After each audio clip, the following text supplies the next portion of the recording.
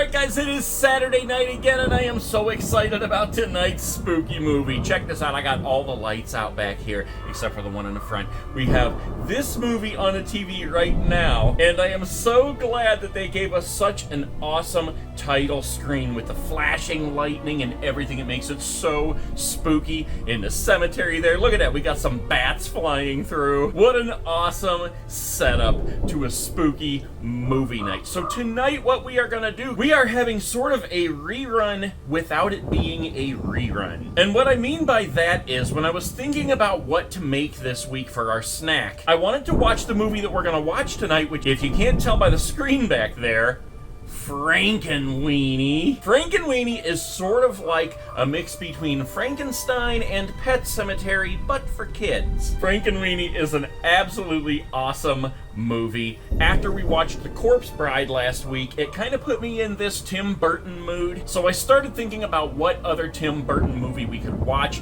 and Frankenweenie was what I decided to do. And what I wanted to make for tonight's snack, we're gonna call FRANKENMAC, because it is taco, mac, and cheese. It is absolutely delicious. And as I was getting ready to go out and buy the stuff to make it, I thought, wait a minute, didn't we already make that one time? And it turns out we did. We actually made it for another spooky movie night, which amazingly was a Tim Burton movie night, and I'm talking about Edward Scissorhands. That's right, guys, we actually did Edward Scissorhands as one of the last movie nights that we did on the Nate Guy on YouTube channel, before Saturday Night Snack and a Movie got its own channel right here. I love those bats and the flashing lightning back there. That is so cool. So in a way, this is a rerun, because we watched Edward Scissorhands and we made taco mac and cheese. So rather than actually filming myself making taco mac and cheese again for our Frankenweenie movie night, maybe I should have made FRANKENMAC and weenies.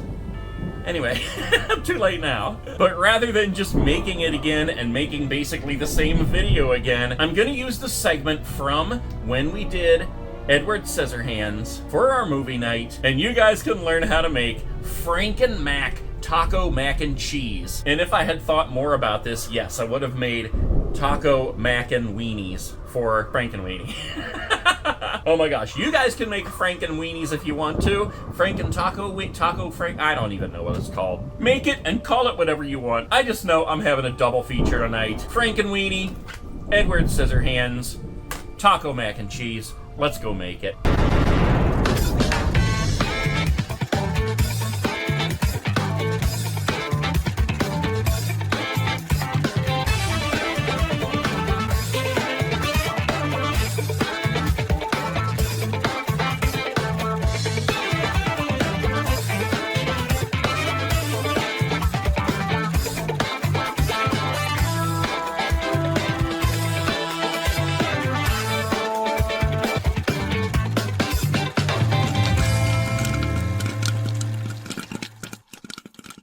So we are going to make taco mac and cheese. Now, we don't need 2 boxes of shells.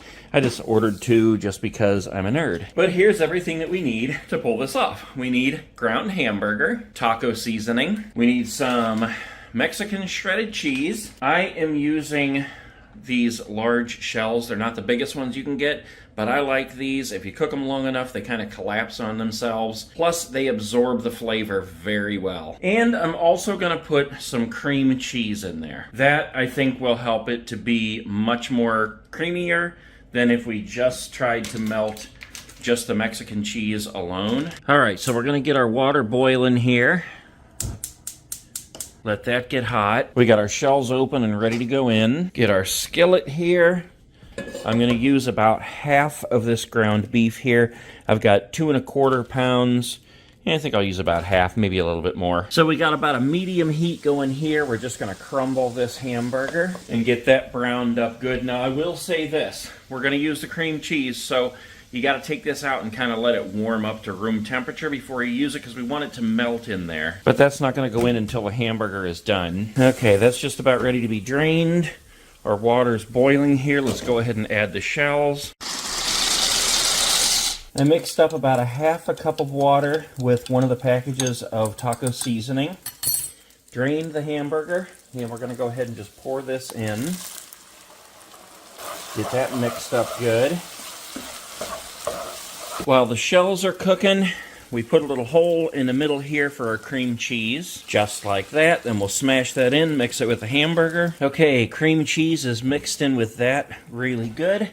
We got these still boiling over here. They're just about ready to be drained. Okay, shells are on low and drained. I did put a little bit of butter in there just to make sure that this turns out creamy. I got the hamburger mixture poured in on top of the shells. Mix that in good. Now we're going to add the cheese. And I honestly don't know how much I added. I just threw a couple gobs in there, like a couple handfuls.